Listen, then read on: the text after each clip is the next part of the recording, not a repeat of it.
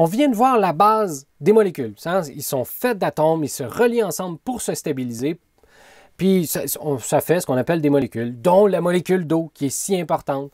On a parlé tantôt d'effet de serre, la quantité de CO2 diminuait, fait que la température chutait parce que ça faisait moins de gaz à effet de serre, la lumière était moins prise dans l'atmosphère, fait qu'elle se diffusait dans l'espace. Mais ce n'est pas le CO2 qui fait le plus d'effet de serre sur Terre, c'est la vapeur d'eau. S'il n'y avait pas de vapeur d'eau dans l'air, s'il n'y avait pas d'humidité dans l'air, la planète Terre serait à moins 18 degrés Celsius en moyenne, alors qu'en ce moment, elle est à 15 degrés Celsius en moyenne. Fait que l'eau, non seulement est essentielle à la vie, non seulement on est sur une planète bleue, puis elle est hyper importante parce que la vie est apparue dans les océans, dans l'eau. D'ailleurs, c'est pour ça qu'on est composé à majorité d'eau. Mais en plus, si ce n'était pas de l'eau, on serait à moins 18 degrés Celsius. Fait qu'il ferait super frais. Fait que l'eau est hyper importante, pas juste dans l'assiette, dans la composition des aliments ou dans votre vin, votre bière. En plus, ça serait juste pas possible d'être vivant sur Terre s'il n'y avait pas l'effet de serre causé par l'eau. On serait à moins 18 degrés Celsius. Fait que l'eau est essentielle pour la vie de 1001 raisons, mais essentiellement, c'est parce que la vie est partie de la molécule d'eau. On baignait là-dedans quand les premières molécules se sont assemblées pour former les premières cellules. Fait que de l'eau, il y en a partout. Même dans de la poudre de lait qui a été déshydratée, il y a 4 % d'eau à l'intérieur. Dans du céleri, il est formé à 95 % d'eau. Le lait et tout ça, c'est composé majoritairement d'eau. Fait que l'eau, là, il faut la comprendre pour comprendre les aliments. Fait que c'était comme normal que je commence mon cours sur les aliments en se concentrant sur l'eau. C'est drôle, on commence avec les concentrations d'eau. Bon, fait que là, vous connaissez la molécule d'eau. En fait, je ne l'ai pas tant présentée, hein? Mesdames, messieurs et queer, je vous présente la molécule d'eau. Il y a 2 hydrogènes à sa surface. On pourrait la présenter à l'envers, là. Fait que ça serait à sa sous-face. Fait qu'il y a 2 H ici, liés à un oxygène, et cet oxygène-là, il y a 4 petits électrons tout autour de lui. Et ces liaisons-là, ce sont des électrons aussi, mais ils sont accaparés à tourner autour des hydrogènes puis de l'oxygène. Fait que, imaginez, là en ce moment, vous avez un oxygène, il y a des électrons qui sont localisés exclusivement sur l'oxygène, mais à l'intérieur de cette liaison-là, ce sont des électrons qui tournent autour de l'hydrogène et de l'oxygène. Ce faisant, ça maintient l'hydrogène et l'oxygène ensemble et ils ne peuvent pas se séparer. Fait que si l'oxygène s'en va par là, l'hydrogène suit. Si l'oxygène s'en va par là, ils vont se suivre comme ça. Fait que ça vous fait une molécule. C'est pour ça qu'on ne parle pas de 3 atomes indépendants qui se promèneraient tout partout, comme les molécules de gaz qui nous entourent. Non, la molécule d'eau, ce sont 3 atomes qui sont solidaires ensemble, qui sont obligés de se déplacer. D'ailleurs, juste l'hydrogène et l'oxygène, ils ont énormément d'histoire. L'hydrogène, la majorité de l'hydrogène qui nous compose provient directement du Big Bang. Au Big Bang, il faisait tellement chaud, toute l'énergie de l'univers était en un seul point, toute la matière était en un seul point. Il faisait tellement chaud que les atomes se désintégraient eux-mêmes en quarks. Fait qu'un atome d'hydrogène ne pouvait pas exister. Puis c'est lors de la dilatation que là, il s'est mis à faire suffisamment froid pour que les premiers quarks ensemble puissent s'assembler pour former les premiers hydrogènes. Sauf que la dilatation a été tellement rapide qu'il y a à peu près juste de l'hydrogène puis de l'hélium qui a été formé lors du Big Bang. Fait que vous imaginez l'univers plate dans lequel on était. Il y avait juste de l'hydrogène, juste de l'hélium. Pas d'oxygène, pas de carbone, pas de party. Fait que, sauf des ballons à l'hélium. Mais c'est pas mal tout. L'hydrogène ne pouvait même pas brûler, il n'y avait pas d'oxygène. Sauf que la gravité a aidé.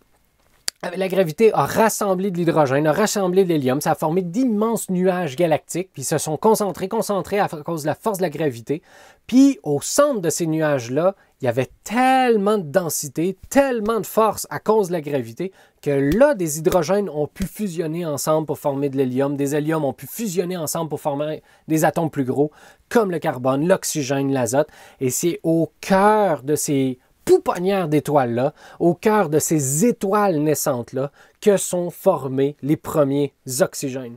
Fait que l'oxygène que vous buvez dans votre eau, là, dans votre H2O, dans votre verre d'eau, il provient directement du cœur des étoiles, qui, elles, les premières, ont explosé, ont ensemencé l'univers des oxygènes et ont pu après ça s'associer avec des hydrogènes pour former l'eau qu'il y a sur la planète Terre. Fait que quand vous buvez de l'eau, l'hydrogène qu'il y a dans votre verre d'eau, ça provient directement du Big Bang en très grande partie. Puis l'oxygène, lui, provient de la poussière d'étoiles qui ont explosé, qui ont ensemencé votre verre d'eau, tiens. Fait que vous êtes fait de poussière d'étoiles et vous venez directement du Big Bang. D'ailleurs, c'était Hubert Reeves qui avait écrit le livre « Poussière d'étoiles », puis c'est un de ceux qui a démontré que le Big Bang avait bel et bien eu lieu. En prenant l'hypothèse que toute la matière, toute l'énergie est en un seul point, qui s'est dilatée à telle vitesse, il a calculé la quantité d'atomes, de petits atomes qui seraient générés dans ce Big Bang-là. Là, il a calculé pour le lithium, beryllium, puis quelques barres peut-être, quelques atomes comme ça. Puis, il a vérifié après ça, avec télescope à l'appui, voir c'est quoi la concentration de ces atomes-là dans l'espace, et il avait bel et bien raison. Donc, si l'hypothèse c'était qu'on provient du Big Bang, il va y avoir tant de lithium, beryllium, bar dans l'espace, on pointe nos télescopes dans le ciel, c'est bel et bien ça qu'on voit. C'est l'une des démonstrations que le Big Bang a bel et bien eu lieu. C'est quand même cool qu'un Québécois soit derrière ça, là. Donc, la molécule d'eau est composée de 2 H et 1 oxygène. C'est lié par 2 liaisons covalentes. Donc, c'est les petits liens qui sont ici, là. Ces petites lignes-là, on appelle ça des liaisons covalentes. Fait que ce sont des électrons qui tournent à la fois autour de l'oxygène et de l'hydrogène. Tourner, là, c'est une image. Ils sont autour de l'oxygène et de l'hydrogène, puis ça les empêche, l'hydrogène puis l'oxygène, de s'éloigner l'un de l'autre. L'oxygène, lui, garde prisonnier 2 paires d'électrons autour de l'oxygène. Ceux-ci vont repousser les H et forcent la molécule à avoir une forme de V. Et ça, c'est capital. Pas pour V pour Van de Terre, mais plutôt V pour la molécule d'eau. Fait que votre oxygène qui a 1, 2, 3, 4 électrons qui sont ici, les électrons, par définition, sont négatifs. Fait qu'ils sont chargés négativement. Et ça se repousse. Fait que ce petit doublet-là va repousser l'autre doublet qui est ici. Et cette liaison-là, qui est formée d'électrons, est négative aussi. Fait qu'elle va être repoussée par le nuage qui est là. Fait que lui, c'est un nuage négatif. Lui, c'est un nuage négatif. Ça repousse ce nuage-là. Ça repousse ce nuage-là. Et ils vont s'éloigner le plus possible et ça va former un V. Contrairement à la molécule de CO2, par exemple. Dans la molécule de CO2, vous avez votre carbone. Tu sais, ce que je vous... Ben là, faudrait que je vous faxe du CO2 sur vous. Ce qu'on expire du CO2 à la tonne, là, fait il y a un carbone, 2 liaisons vers un oxygène, 2 liaisons vers un autre oxygène, mais il n'y a pas de petits doublets. Hein? Ici, il y avait des doublets d'électrons qui repoussaient mes H puis faisaient un V ensemble. Mais là, ici, il n'y en a pas. Fait que les 2 oxygènes, avec leur liaison électronique, là, comme ils sont négatifs, ils vont s'éloigner le plus possible puis ils vont se mettre à 180 degrés. Si vous rajoutez 2 doublets, hop, ils vont former un V. Vous enlevez les doublets, hop, il redevient à 180 degrés. Mais comme l'oxygène, par définition, il y a déjà 4 électrons tout autour, fait que ça pousse les 2 hydrogènes à faire un V. Et ça va être capital. C'est fou comme c'est la base de la vie, c'est la base de l'humidité dans l'air, c'est la base de pas mal tout. C'est juste ces 4 petits électrons-là qui forment le V de votre molécule d'eau. Fait que c'est une différence majeure, énorme, entre H2O et CO2, qui a un angle à 180 degrés. Hey, c'est pas des farces, le CO2, là, il est beaucoup plus lourd.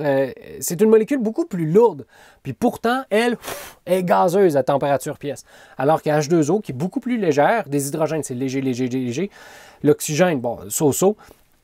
Mais hey, le CO2, ici, il y a 2 oxygènes, fait qu'il est pas mal plus lourd. Puis pourtant, elle est gazeuse, elle est liquide. C'est donc pas une question de masse qui fait qu'on va être soit liquide, soit solide, soit gazeux.